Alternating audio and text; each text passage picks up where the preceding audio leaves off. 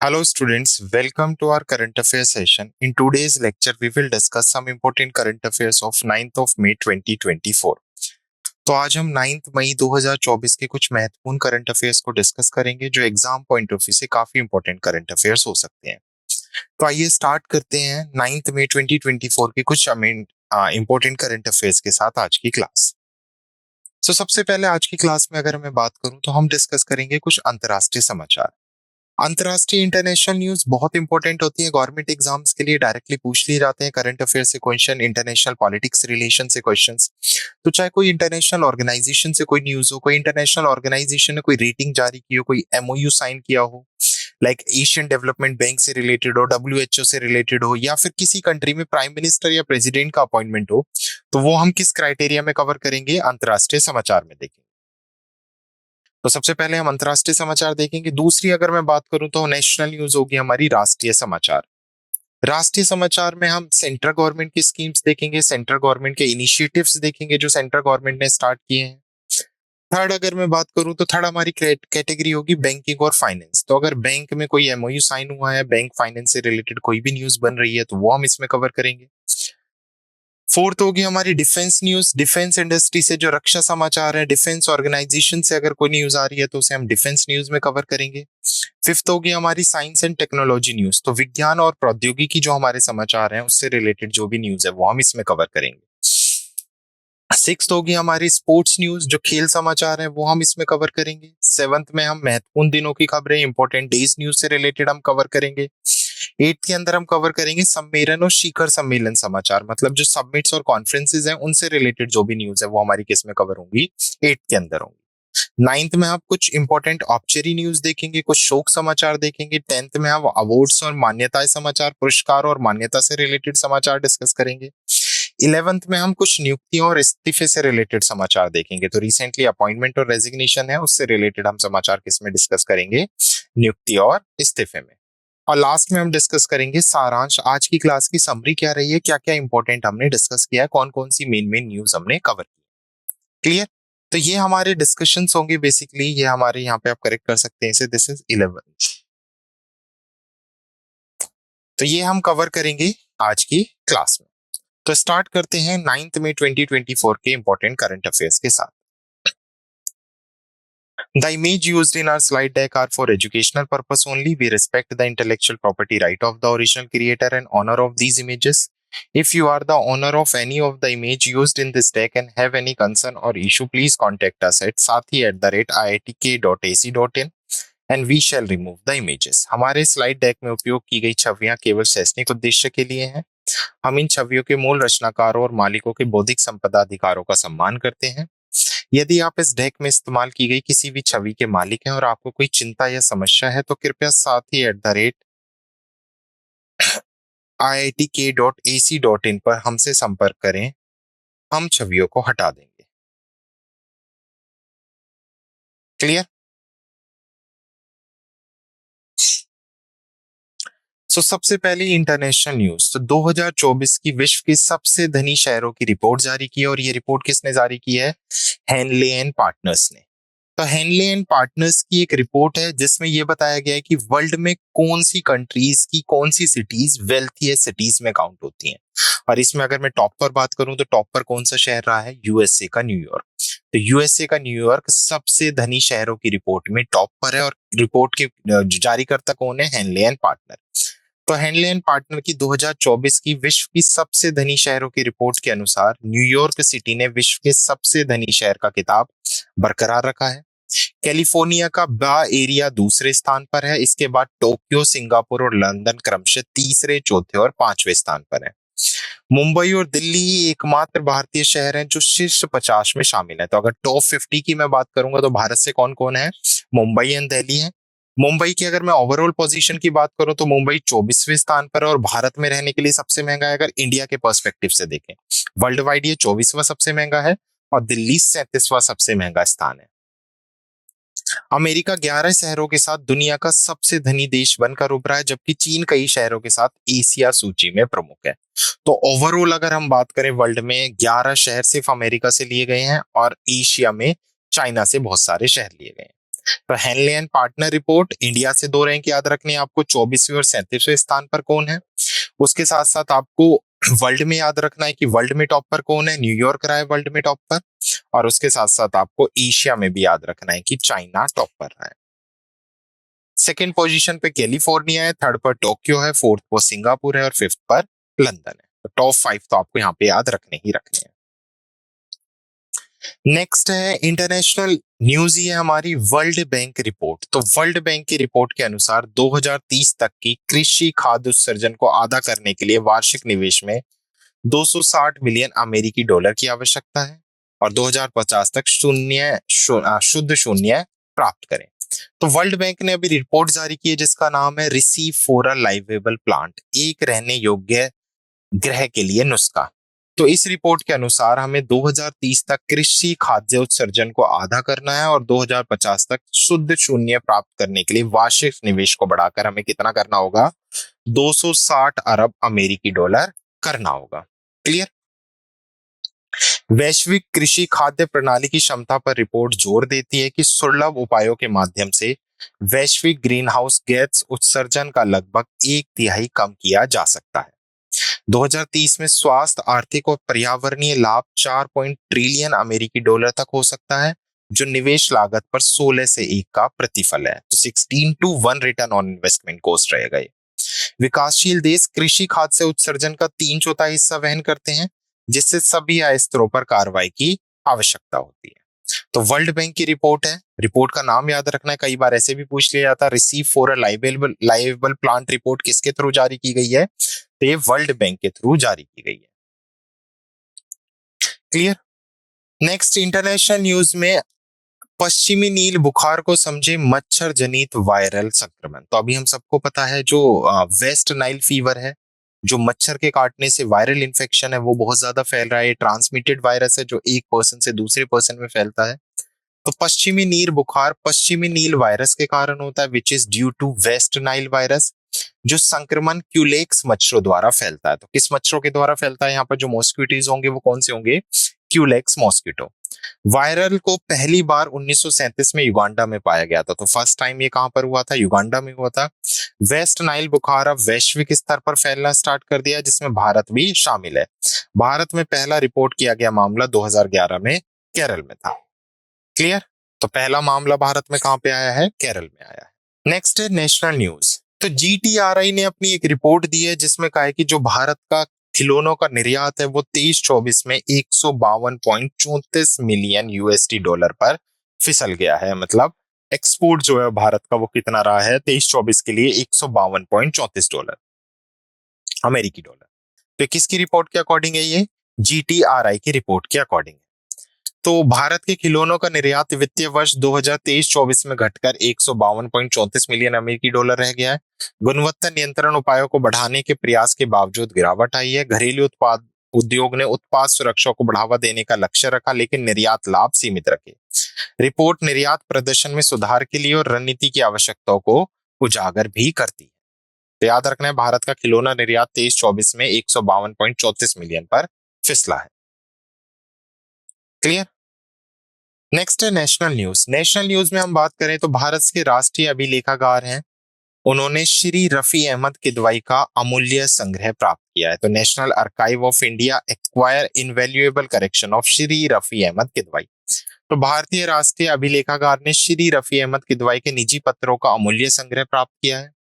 किदवाई भारत के स्वतंत्रता संग्राम और राष्ट्रीय निर्माण के प्रयासों में से एक प्रमुख व्यक्ति थे।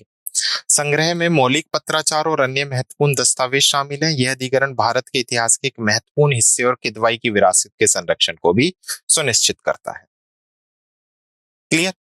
नेक्स्ट बैंकिंग और फाइनेंशियल न्यूज है। तो बैंक और फाइनेंस न्यूज है। भारत ने 2022 में प्रेक्षण के रूप में 111 अरब अमेरिकी डॉलर से अधिक प्राप्त किए। संयुक्त राष्ट्र का अंतर्राष्ट्रीय प्रवासन संगठन, तो UN international organisation for migration ने अभी वर्ल्ड माइग्रेटरी रिपोर्ट 2024 रिलीज की है, जिसमें कहा है कि भारत ने 2022 में 111 अमेरिकी डॉलर से अधिक की प्रेषण राशि प्राप्त की है।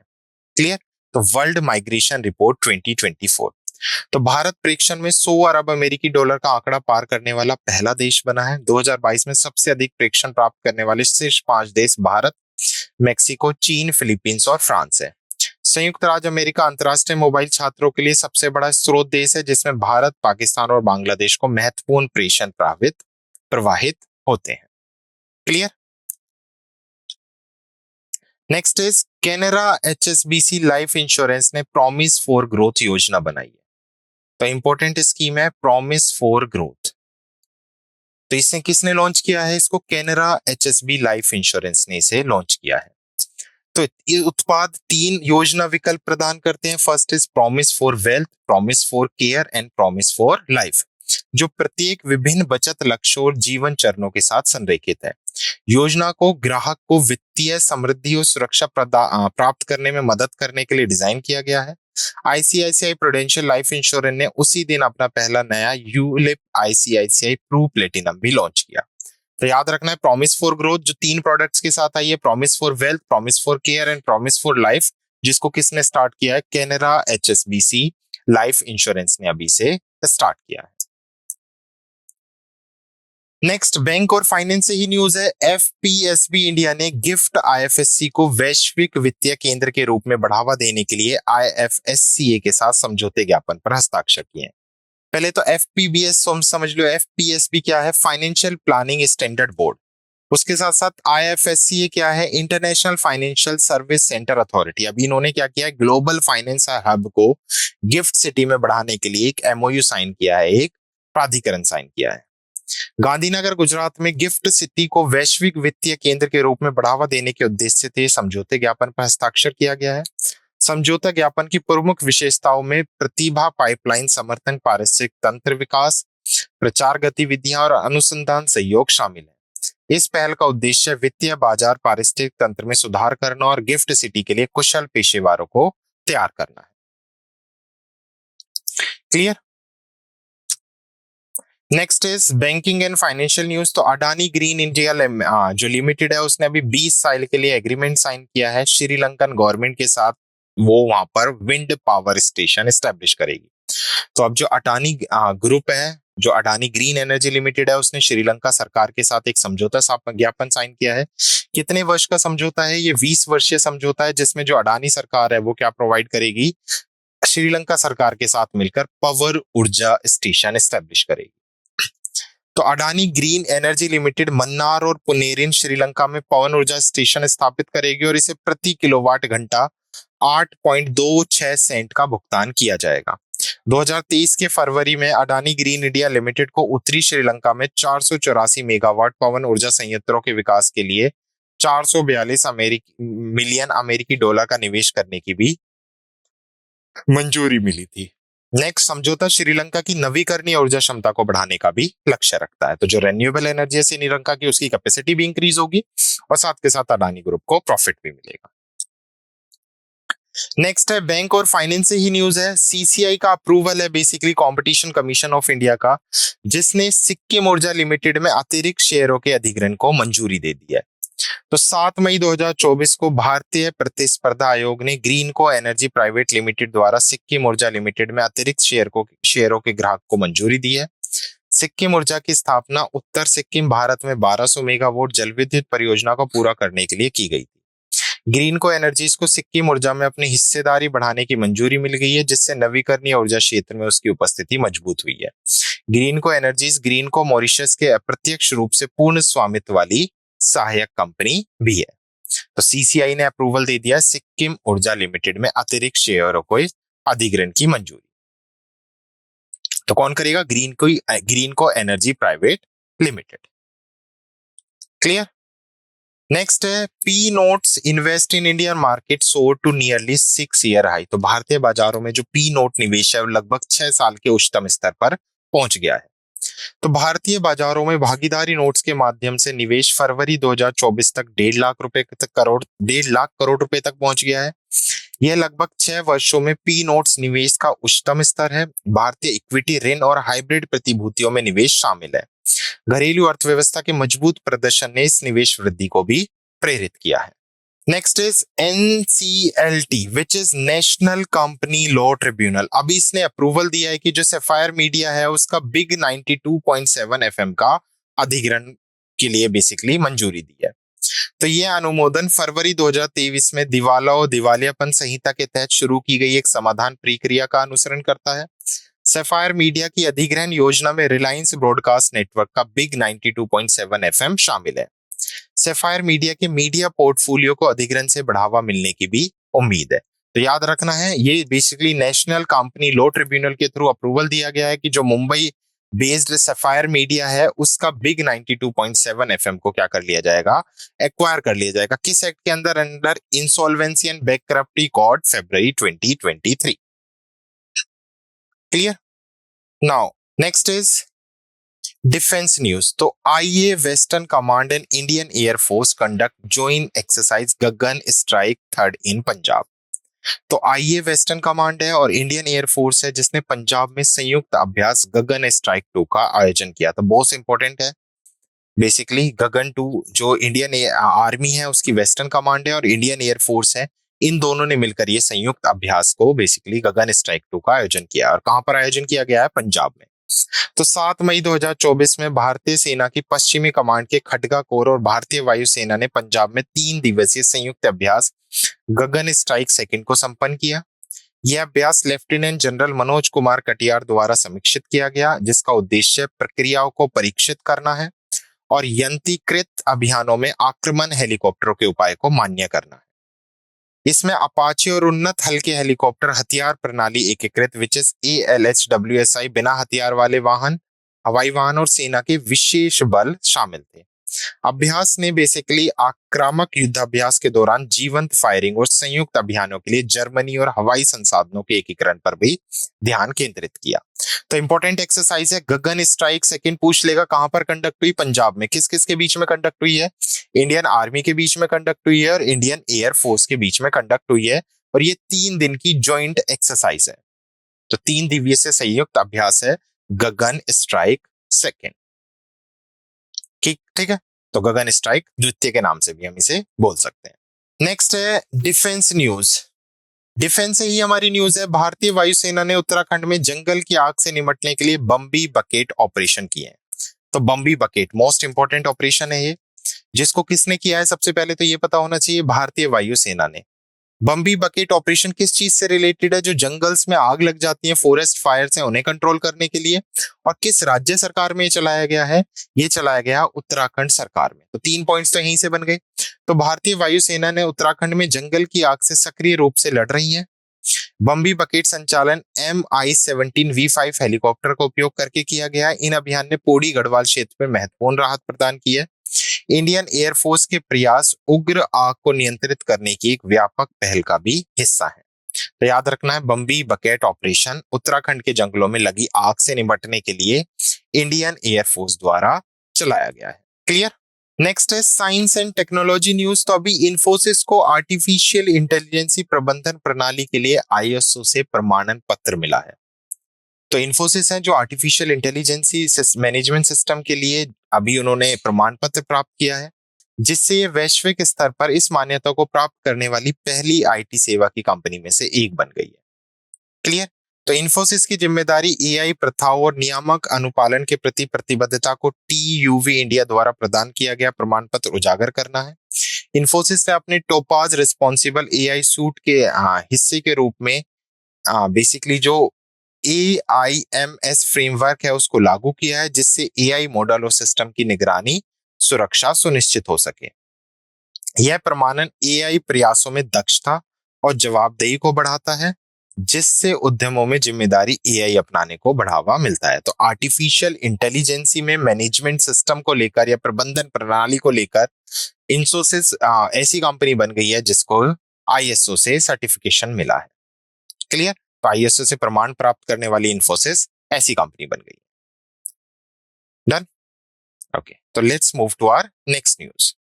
सो next news is also related to science and technology.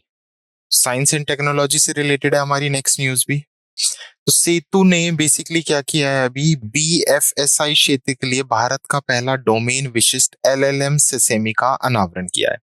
कुछ पॉइंट समझे यहाँ पे। सेतु जो एक डिवीजन है पाइन लैब ग्रुप्स का, उसने अभी सीशम के लिए इंडिया का पहला लार्ज लैंग्वेज मॉडल क्या किया है, वो banking, financial service and insurance sector के लिए लॉन्च किया है। तो पहला बड़ा भाषा मॉडल है जो सीसी में लॉन्च किया गया है। सर्वम आर्टिफिशियल इंटेलिजेंसी के सहयोग से विकसित सेस्मी का उद्देश्य क्रेडिट निर्णय लेने को बढ़ाना और हाइपर पर्सनलाइज वित्तीय सेवाएं प्रदान करना है। ये जो सेशम डेटा का उपयोग है, क्रेडिट योग्यता मूल्यांकन, ग्राहक प्रोफाइलिंग और क्रेडिट अंडरराइटिंग और धोखाधड़ी का पता लगाने जैसे वित्तीय प्रक्रियाओं को बेहतर बनाने के लिए करता है। अनावरण अद्भुत इंडिया में हुआ, जिसमें नंदन नीलकेनी और शंकर मारुवाड़ा जैसी प्रमुख हस्तियां भी उपस्थित रहीं। क्लियर? तो सेतु ने अनवील किया है सीशम, जो इंडिया का पहला domain specific LLM means first language large language model है, जो किस सेक्टर को गया है, banking, finance service and insurance sector के लिए लॉन्च किया गया है। तो सेक्टर भी यहाँ पे याद रखना है कि ये सेशम किसके लिए लॉन्च किया गया है। नेक्स्ट है स्पोर्ट्स न्यूज। तो स्पोर्ट्स न्यूज है, अभी जो कोका कोला इंडिया है उसने अनाउंस किया है अपनी पार्टनरशिप हॉकी इंडिया के लिए, जो नेशनल व्यूमेन हॉकी लीग होगी। तो भारत में 24-25 के लिए जो नेशनल राष्ट्रीय महिला हॉकी लीग होगी, उसका स्पॉन्सरशिप कौन करेगा, कोका कोला इंडिया करेगा। तो कोका कोला इंडिया ने राष्ट्रीय महिला हॉकी लीग के लिए हॉकी इंडिया के साथ पहली बार साझेदारी की है। साझेदारी का मुख्य उद्देश्य है विशेष कोचिंग, प्रशिक्षण उपकरण, पोषण समर्थन प्रदान करके और शिविर और प्रतियोगिताओं का आयोजन करके महिलाओं के लिए हॉकी को सुधारना। यह पहल कोका कोला इंडिया के #शी द डिफरेंस अभियान के साथ मेल खाती है, जो महिलाओं का उत्सव मनाती है और उनका समर्थन करती है। टूर्नामेंट का पहला चरण 30 अप्रैल 2024 को शुरू हुआ और 9 मई 2024 को रांची झारखंड में इसे समाप्त किया जाएगा। ठीक है, तो कोका कोला इंडिया राष्ट्रीय महिला हॉकी लीग के लिए स्पॉन्सरशिप करेगा। डन। नेक्स्ट स्पोर्ट्स न्यूज है। तो युजवेंद्र चहल ने हिस्ट्री क्रिएट कर दी है, वो इतिहास रचते हुए उन्होंने 350 T20 विकेट लेने के का इतिहास बनाया है और इसी पहल में वो पहले भारतीय गेंदबाज भी बन गए हैं।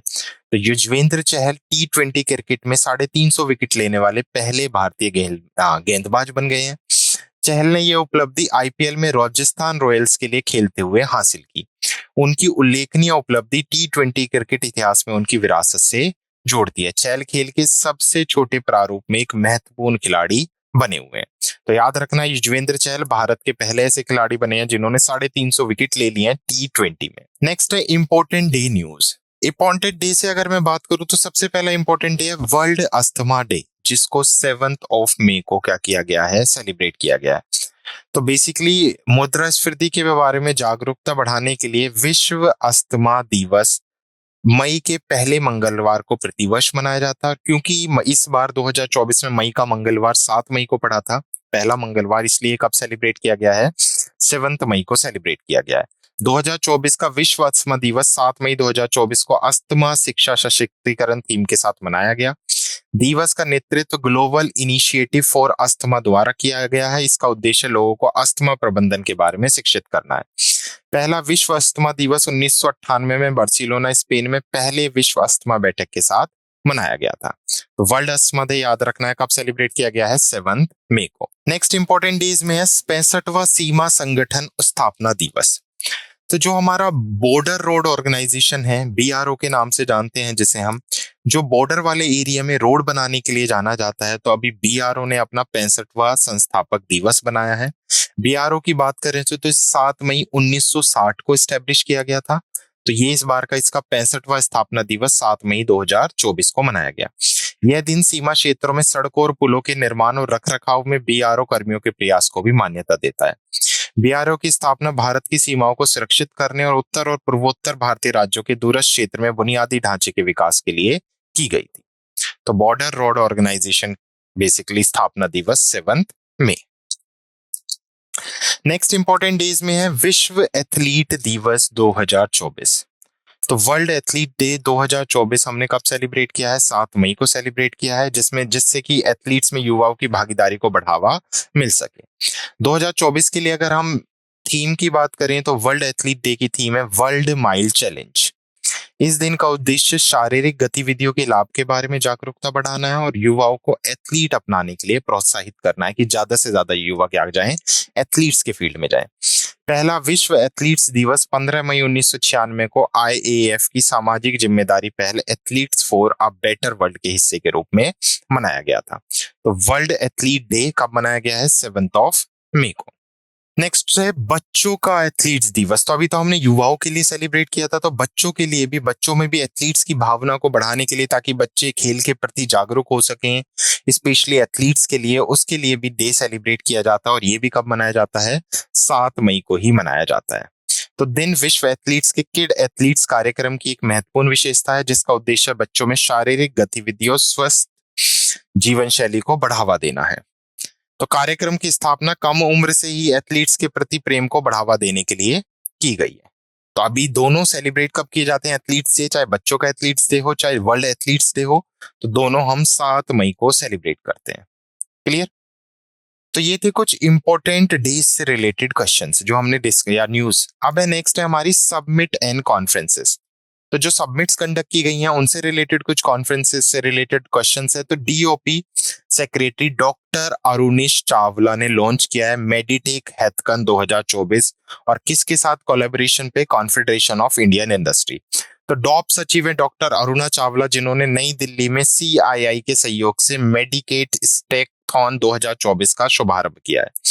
तो 7 मई 2024 को रसायन और उर्वरक मंत्रालय के फार्माक्यूटिकल विभाग के सचिव डॉक्टर अरुणेश चावला ने नई दिल्ली में मेडिकेट स्टेकॉन 2024 का अनावरण किया। इस पहल का उद्देश्य भारतीय उद्योग परिसंघ के सहयोग से भारत के मेडटेक क्षेत्र में क्रांति लाना है, जिससे चुनिंदा चिकित्सा उपकरणों की मूल्य श्रृंखला का विश्लेषण, नवाचार को बढ़ावा देना और आयात निर्भरता को कम करना शामिल है। प्रतिभागी cancer therapy, imaging, critical care और अन्य सहित 8 उत्पाद खंडों पर ध्यान केंद्रित करेंगे, ताकि प्रमुख हितधारकों और चुनौतियों की पहचान की जा सके। भारत की मेडटेक उद्योग की वार्षिक वृद्धि दर 28% रहने का अनुमान है, जो 2030 तक 50 बिलियन अमेरिकी डॉलर तक पहुंच जाएगी, जिससे वैश्विक प्रतिस्पर्धा के लिए गुणवत्ता पर विशेष ध्यान दिया जाएगा। क्लियर? नेक्स्ट है ऑब्चरी न्यूज। तो सबमिट एंड कॉन्फ्रेंस के बाद है ऑब्चरी न्यूज। तो फिल्म निर्माता थे संगीत शिवान, जिनका अभी 61 वर्ष की उम्र में क्या हो गया है? निधन हो गया है। तो प्रसिद्ध फिल्म निर्माता संगीत शिवन का 61 वर्ष की उम्र में निधन हो गया। शिवन को व्यूम, डैडी, गंधर्व और युद्ध जैसी फिल्मों के लिए जाना जाता था। उन्होंने क्या कूल है हम और अपना सपना मनी मनी सहित 10 हिंदी फिल्मों का भी निर्देशन किया है। शिवम के सिनेमा में योगदान को व्यापक रूप से मान्यता और सराहना। नेक्स्ट अवार्ड एंड रिकग्निशन से 2024 के पुलित्जर पुरस्कार बेसिकली डिक्लेयर कर दिए गए हैं, जर्नलिज्म के फील्ड में, बुक्स के फील्ड में, ड्रामा और म्यूजिक के फील्ड में। प्रो पब्लिक ने सार्वजनिक सेवा के तहत पुरस्कार जीता है। तो जो प्रो पब्लिक पब्लिकेशन है उसने सार्वजनिक सेवा के तहत इस पुरस्कार को जीता है। तो 6 मई को पुलित्जर बोर्ड ने विभिन्न श्रेणियों के तहत 108 पुलित्जर पुरस्कार के विजेताओं की घोषणा की। प्रो पब्लिका ने 2024 का पुलित्जर पुरस्कार पत्रकारिता में सार्वजनिक सेवा श्रेणी के तहत जीता। हाया ड्रेयर ऑफ द न्यूयॉर्क टाइम्स ने खोजी पत्रकारिता श्रेणी में पुलित्जर पुरस्कार जीता। वहीं वॉशिंगटन पोस्ट के डीवीडी हॉफमैन ने संपादकीय लेखन श्रेणी में पत्रकारिता के लिए पुलित्जर पुरस्कार जीता। और रॉयल्स के फोटोग्राफी स्टाफ ने ब्रेकिंग न्यूज फोटोग्राफी में अवार्ड जीता है। नेक्स्ट अपॉइंटमेंट एंड रेजिग्नेशन से है। तो स्कॉटलैंड पार्लियामेंट ने अभी जॉन स्वीस को अपना फर्स्ट मिनिस्टर अपॉइंट किया है। तो स्कॉटलैंड संसद ने जॉन स्वीनी को अपना प्रथम मंत्री चुना है। तो 7 मई को स्कॉटलैंड की संसद ने स्कॉटिश नेशनल पार्टी के नेता जॉन रैमसे स्वीनी को स्कॉटलैंड का 7वां प्रथम मंत्री चुना। वह हमजा हारून यूसुफ की जगह लेंगे, जिन्होंने 7 मई 2024 को औपचारिक रूप से इस पद से इस्तीफा दे दिया था। जॉन स्वीटनी को यूनाइटेड किंगडम के माही मुहिम राजा चार्ल्स III द्वारा एक शाही वारंट के साथ औपचारिक रूप से नियुक्त किया जाएगा। स्वीनी का एक लंबा राजनीतिक करियर है। उन्होंने 2014 से 23 तक उप प्रथम मंत्री के रूप में और विभिन्न अन्य कैबिनेट भूमिकाओं में भी अपनी सेवा दी है। क्लियर? और नेक्स्ट अपॉइंटमेंट एंड रेजिग्नेशन से एडाई ने अप्रूव कर दिया है कि कई मेथी को chairman of HDFC life insurance. तो IRDAI insurance regulatory development authority of India, जो बेसिकली इंश्योरेंस इंडस्ट्री को डील करती है, मैनेज करती है, जो कंट्रोल बॉडी है इंश्योरेंस इंडस्ट्री की। तो अभी उसने एचडीएफसी लाइफ के लिए जो चेयरमैन अपॉइंट किए हैं वो किसका अप्रूवल दिया है? केकी मिस्त्री का अपॉइंटमेंट दिया है। वह पिछले अध्यक्ष दीपक पारेश के इस्तीफे के बाद अपॉइंट किए जाएंगे। ठीक है। भारत के बीमा विनियामक और विकास प्राधिकरण ने मिस्त्री की नियुक्ति को मंजूरी दी। एचडीएफसी लाइफ को अपने अगले विकास चरण में मार्गदर्शन करने के लिए मिस्त्री के नेतृत्व की उम्मीद है।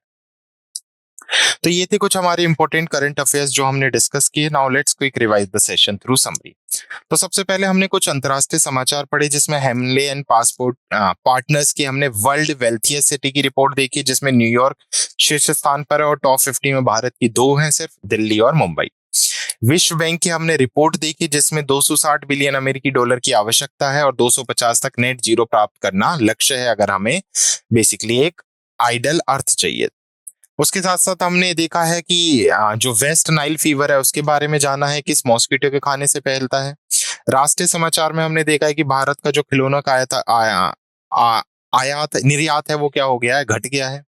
उसके साथ साथ national archive of India acquire invaluable collection of Shri Rafi Ahmed Kidwai. तो रफी अहमद किदवई का अमूल्य संग्रह अभी किसने प्राप्त किया है, अभी लेखागार ने प्राप्त किया है।